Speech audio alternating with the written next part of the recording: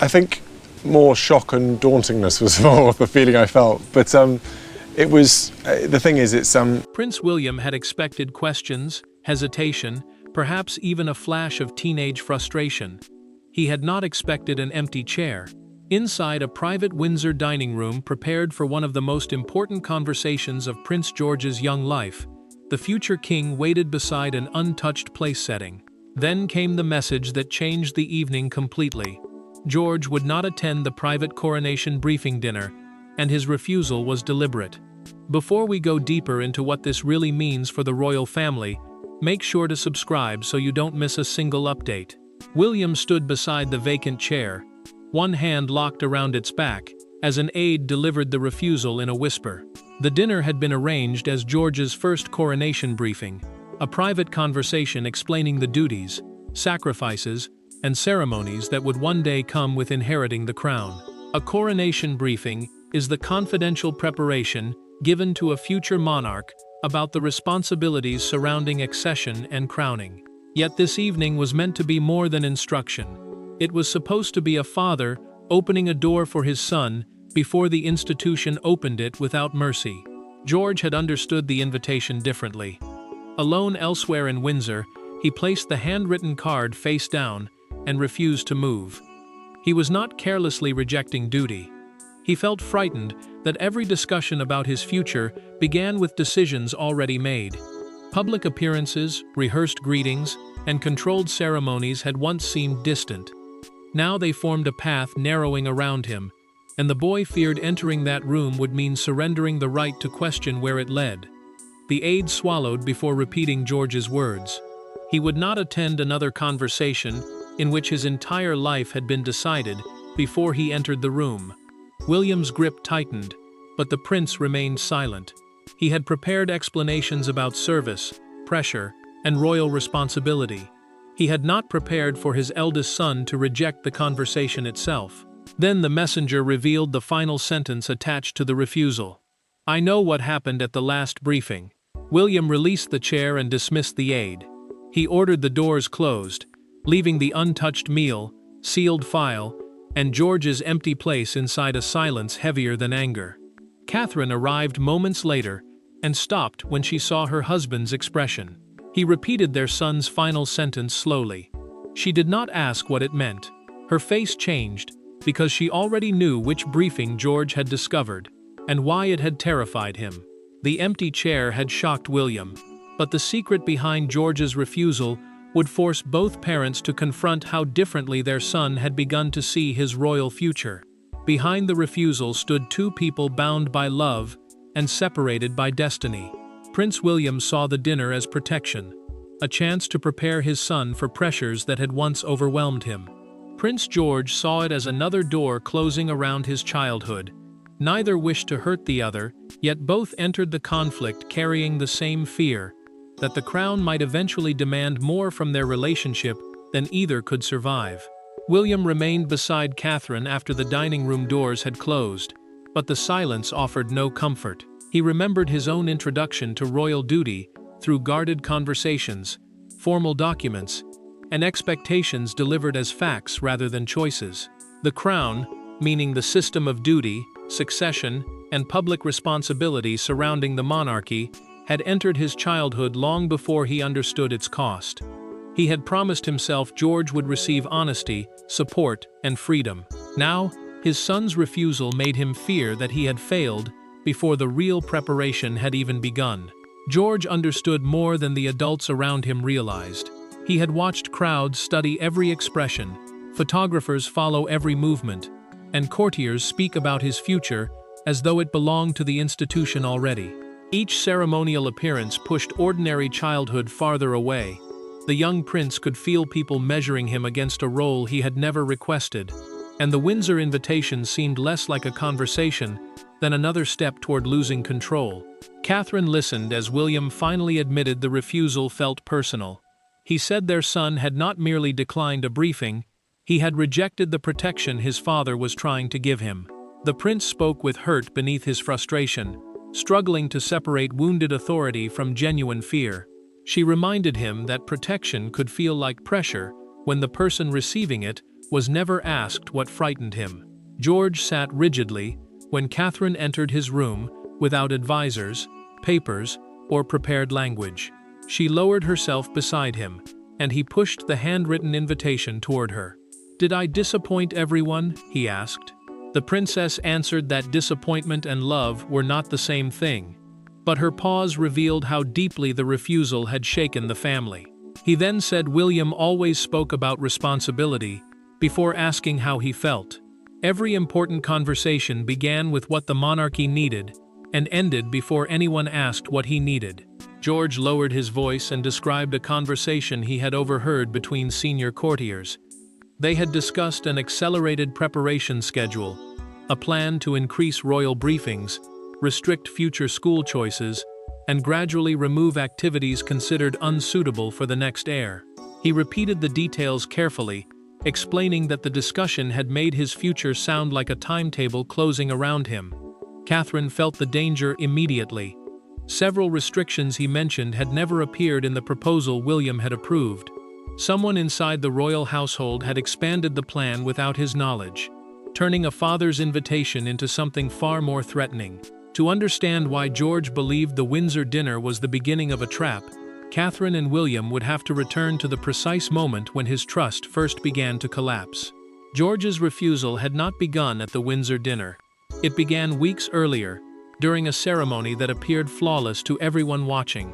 The music played, the family stood in formation, and the young prince performed every expected gesture. But behind a closed door after the event, George heard a conversation that stripped the grandeur from his future and turned royal preparation into something he could no longer view without fear. George had felt the pressure building for months. Each new responsibility was presented as a harmless step, yet the steps never seemed to stop. Rehearsals grew longer. Instructions about posture became stricter. Even simple answers were corrected until they sounded measured and controlled. As the future heir, meaning the person next in the direct line expected to inherit the throne after his father, he was being taught that every movement could carry public meaning. What adults called preparation slowly began to feel like surveillance. William believed the process remained gentle. He had told senior household officials that school, family life, friendships, and emotional stability must come first. The prince wanted his son introduced to duty without being consumed by it. Several courtiers disagreed. They viewed his caution as dangerous delay and quietly argued that George needed faster, firmer training before he became old enough to resist it openly. The breaking point came after a private succession ceremony rehearsal at St. George's Chapel. A succession ceremony is a formal royal event connected to the transfer and continuity of the crown. George had already left the chapel when he remembered a notebook inside a nearby antechamber. He returned alone, reached the partly closed door, and heard two senior courtiers speaking around a table. George froze when one of them read from a timetable titled Continuity Preparation, George. The Continuity Office was the palace group responsible for planning how royal duties would continue across generations. One official declared that personal preference would soon become secondary to institutional necessity. The other listed fewer school trips, reduced time beyond royal estates, supervised friendships, and formal constitutional instruction. A pen struck the table. "The transition must begin before resistance hardens," one courtier said. George understood instantly. His hesitation was no longer being treated as fear. It had been classified as resistance.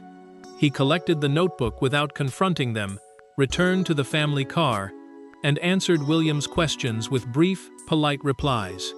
His father mistook the silence for exhaustion. The boy experienced it as the first moment he deliberately hid the truth from him.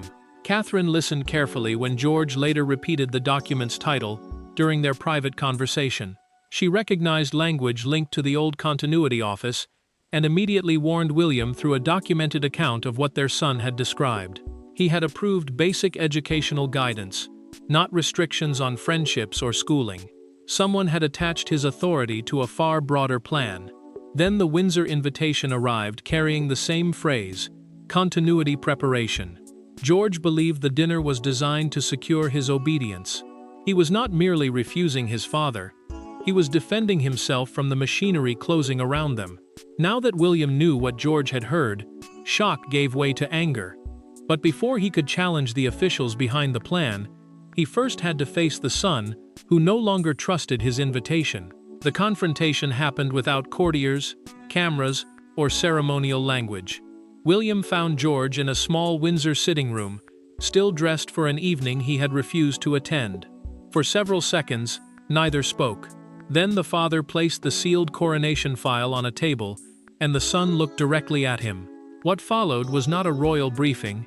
It was the first completely honest argument between a future king and the boy expected to follow him. William had ignored advice to wait until morning. Silence, he knew, could harden into something far more dangerous when fear was left unanswered. Catherine remained outside the room, allowing father and son to speak without mediation. The coronation file, a confidential collection of information explaining the duties, ceremonies, and constitutional responsibilities connected to becoming monarch, rested between them like proof of everything George believed had already been decided. George had prepared himself for punishment. He expected a lecture about duty, respect, and the damage his refusal might cause. Instead, he saw no aide's notes in William's hands and heard no carefully prepared speech. Still, the boy remained tense. The file alone was enough to remind him of restricted choices, supervised friendships, and a future being organized before he had found the courage to question it. William broke the silence. "Why did you refuse me?" George held his gaze. "Because you invited the heir, not me." The prince slowly set the file down. The words struck deeper than open defiance, because they removed every royal defense he had carried into the room. His son no longer saw a father offering protection. He saw the crown speaking through him. William insisted that the dinner had been designed to give George control through knowledge, but his voice sharpened when he accused the boy of condemning the conversation without even entering it. George flinched, yet he did not retreat. He said adults kept calling decisions preparation after making them without him. He feared losing school trips, ordinary friendships, privacy, and even the freedom to make harmless mistakes. Would every year bring another quiet restriction? Would every privilege disappear before anyone admitted it had been taken? William tried to reassure him, but the boy refused comforting phrases. He wanted promises. George crossed to a drawer and removed a folded document hidden beneath his school papers. Through that physical evidence, he revealed how deeply the fear had been planted. The accelerated preparation timetable had been slipped there after the chapel rehearsal. Someone had wanted him to discover it. William unfolded the pages and saw restrictions he had never approved, beneath a copied version of his own signature. William recognized the signature immediately. It had been reproduced from an earlier educational authorization, a document giving limited permission for basic royal instruction. His anger changed direction. Someone had manipulated George's fear and used a father's authority to make the trap appear real. William had finally heard his son's pain, but the forged authority beneath the preparation plan meant the next confrontation would not take place between father and child. It would take place inside the power structure of the monarchy. By midnight, the private family crisis had reached the machinery behind the crown. William summoned the officials connected to the preparation timetable into Windsor's old council chamber. No announcement was made, and no minutes were distributed. At the head of the table, the prince placed the copied signature beneath a reading lamp. He was no longer asking why George had refused dinner. He was demanding to know who had decided that fear could be used as royal policy. William let the silence tighten before speaking. The Continuity Office, the palace body responsible for planning succession, security, education, and the uninterrupted operation of the monarchy during crisis, had existed to protect stability. Yet several experienced courtiers had begun treating institutional survival as permission to act before the family was emotionally ready. With the king carrying a changing workload and the prince assuming greater responsibility, those officials had quietly made George their next priority. Charles entered after receiving the timetable directly from his son. The king read each restriction without interruption, removed his glasses, and placed them beside the file. His expression hardened when he reached the line describing his grandson's friendships as potential continuity vulnerabilities. He read the phrase again, slower this time, as though refusing to believe ordinary childhood bonds had been converted into threats against the crown. William declared that no office had the authority to restructure George's life. One senior advisor defended the plan as prudent preparation, arguing that heirs had historically received little freedom because uncertainty could endanger the succession. The prince leaned forward and answered with controlled fury. History might explain the damage suffered by earlier generations, he said, but it did not excuse repeating that damage against his son. Charles kept one hand pressed against the timetable. He admitted through the recorded council discussion that similar language had once shaped decisions about his own upbringing. Adults had described isolation as discipline and emotional silence as strength. The monarch understood what the officials had failed to see. The institution had mistaken inherited suffering for a successful method of training. A junior secretary finally broke.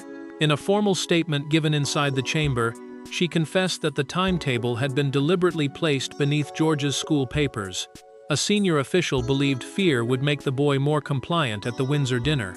The plan was brutally simple. Alarm him in private, then allow William to present royal preparation as the only path capable of protecting him. The prince's anger became absolute. Someone had manipulated George, copied his father's signature, and used the boy's trust as leverage. He suspended the continuity program immediately and removed 2 senior officials from every matter involving his children.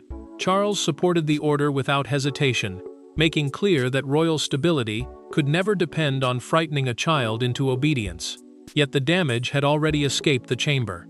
George still believed the dinner belonged to the secret plan, and whispers about his refusal were moving through Windsor faster than any official command could stop them. The hidden plan had been stopped, but its consequences could not be contained, and by morning, the empty chair at Windsor had already begun changing relationships throughout the royal household. Mourning did not soften what had happened. The dining table was cleared, the briefing file was locked away, and the officials responsible for the secret plan disappeared from the day's schedule. Yet throughout Windsor, everyone sensed the fracture. George had refused a future king's invitation. William had dismantled part of the palace machinery in response, and Catherine now faced the painful task of protecting both of them from a conflict neither knew how to end. William ordered every planned briefing involving his son suspended. George's upcoming ceremonial rehearsal vanished from the calendar, and staff were told not to discuss succession preparation around him.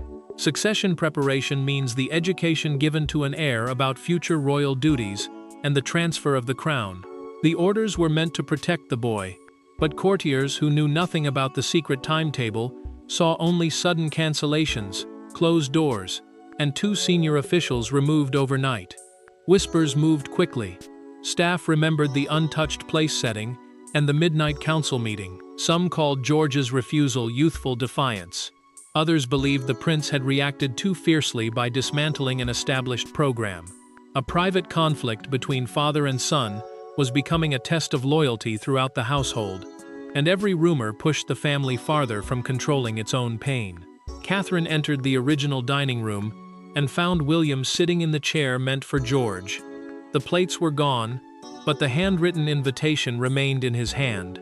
He admitted that he could dismiss officials with a command, suspend programs before dawn, and force the palace to obey. Yet he could not order his son to trust him again.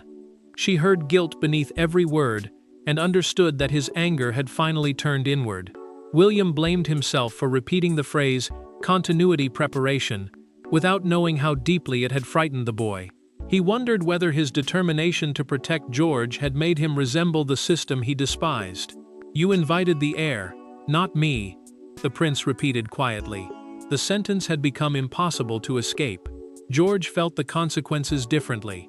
When he learned that his ceremonial appearance had been cancelled, he believed he was being punished. During a private conversation with Catherine, he explained that he had wanted one dinner stopped, not every responsibility taken away.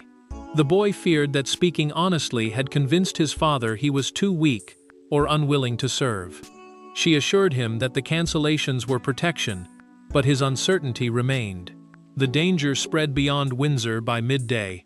A household employee mentioned the abandoned dinner to a journalist, though not its purpose. Questions soon reached palace communications officers about a disagreement between William and his eldest son. Staff drafted a denial, describing George as willing and enthusiastic, but the future king rejected it. He would not defend the monarchy by turning his child's fear into a lie. Catherine knew suspended policies would never repair the bond. She told William that George did not need another explanation from a prince. He needed a promise from his father, spoken privately, with no file or official language between them. With the palace preparing statements and rumors gathering outside the gates, William made one final attempt to reach George. Not through authority, but through the vulnerability he had spent years learning to hide. William did not summon George to another royal room. He found him walking alone near the edge of the Windsor grounds, away from staff and formal schedules. There was no briefing file in his hand, and no prepared speech waiting behind his expression. The prince stopped beside his son and made a choice that would reshape the conflict. Before asking George to understand the crown, he would finally explain what the crown had taken from him. William asked him to keep walking. No aids followed. No agenda had been prepared, and no deadline waited at the end of the path. That mattered, because every earlier conversation had carried the weight of a royal exercise, an arranged discussion designed to prepare someone for official duty. This time, the father offered no instructions. George remained beside him only because he did not feel trapped. George said almost nothing at first. He expected William to reopen the invitation, defend the coronation briefing, or explain why royal preparation could not wait. Instead, his father spoke about childhood. He described adults discussing his destiny as though fear were weakness and uncertainty were disobedience. The future king admitted that every formal lesson had taught him what the monarchy expected, while almost none had asked what those expectations were doing to him. William stopped beside an old stone wall and let the truth settle. He said he had once wanted someone to ask whether he was frightened. Nobody had asked soon enough. George finally looked directly at him. For the first time, the boy understood that his father's urgency had not come only from authority.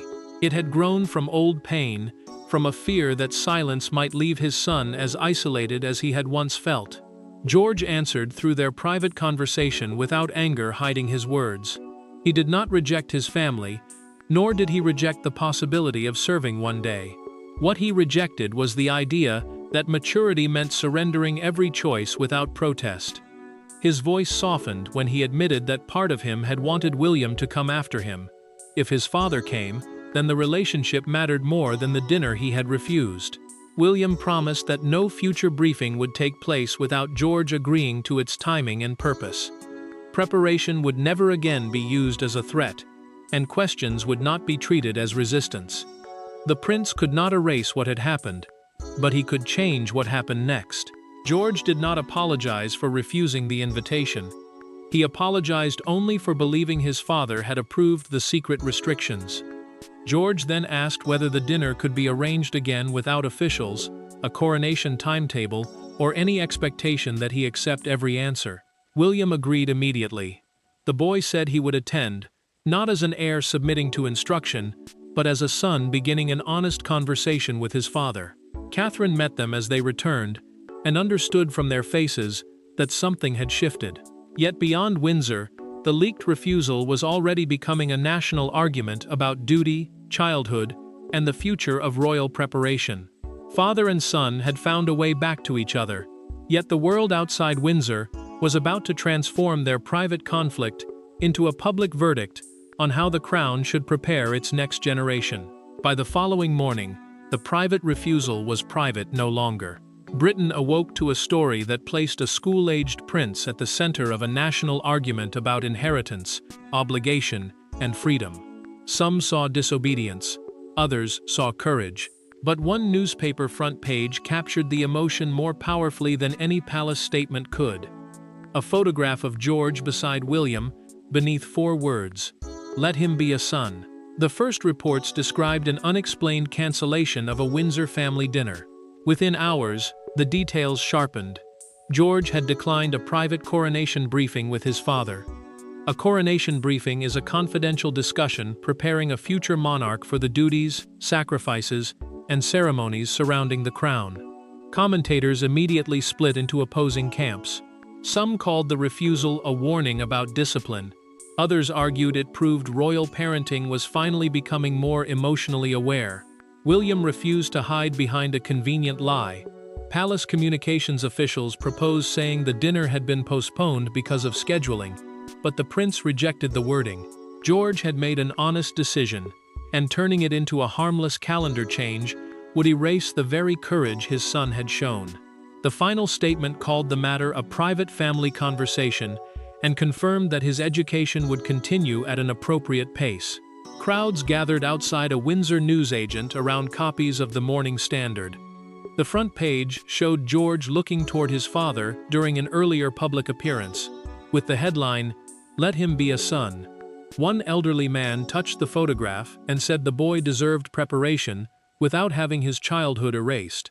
His recorded comment spread almost as quickly as the headline itself. The debate intensified that evening.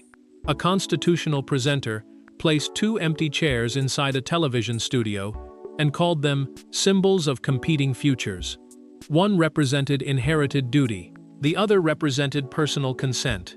The image traveled across broadcasts and online discussion, transforming an abandoned dinner into a national argument over whether a modern monarchy could demand service without first listening to the child expected to provide it. William watched the coverage beside Catherine. He hated seeing George's fear turned into entertainment, yet he was moved by the number of people defending the boy's right to speak. She warned him that sympathy could become another kind of pressure. Praise, like criticism, could trap their son inside a public role he had never chosen. Charles responded with action. Through a signed family protocol, the king ruled that minor heirs could not undergo accelerated constitutional preparation without parental agreement and age-appropriate consent. A family protocol is an internal set of rules guiding how royal relatives are treated and prepared for duty. The decision gave permanent weight to the lesson created by George's refusal. That evening, Windsor staff prepared a smaller table in an ordinary family room. No red boxes, ceremonial files, or courtiers waited nearby. William and George were finally ready to finish the dinner on different terms. The nation had delivered its judgment, and the palace had changed its rules, but the true meaning of the refusal would be decided at a quiet table where a father and son finally met, without the crown sitting between them. The second dinner looked nothing like the first. There was no untouched ceremonial place setting, no sealed coronation file, and no official waiting to record what was said. William entered carrying 2 handwritten pages. George was already seated.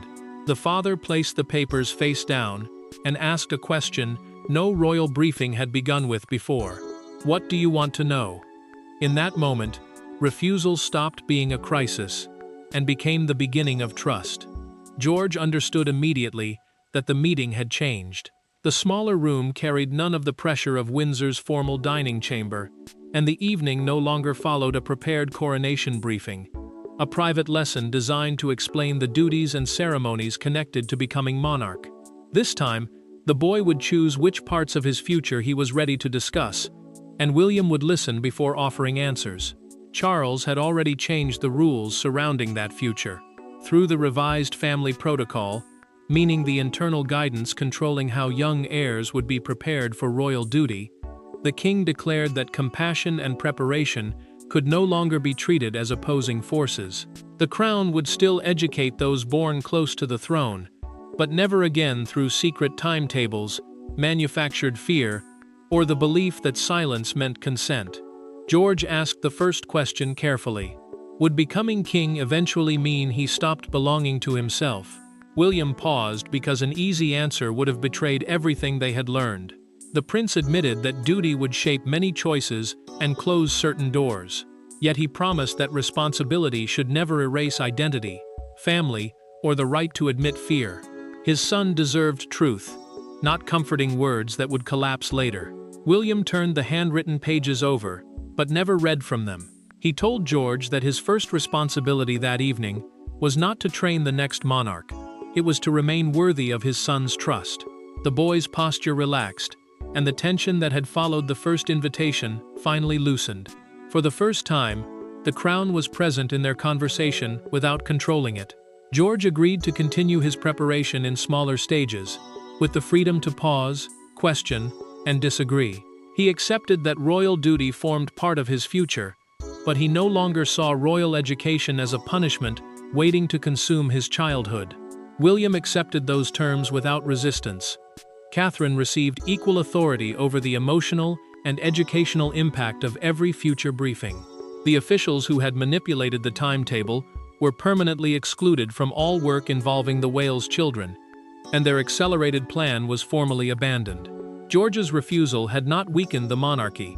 It had forced the institution to separate obedience from readiness, and tradition from inherited harm. William entered the crisis, shocked that his son had rejected him, but he left understanding that the boy had defended the honesty of their relationship. The father finally saw the child before the heir, and that choice preserved both their bond and the future they would one day face together. The empty chair had first appeared to threaten the future of the monarchy, but when William and George finally rose from the table together, it stood as proof that the crown's strongest future would be built on trust rather than fear. Thanks for watching.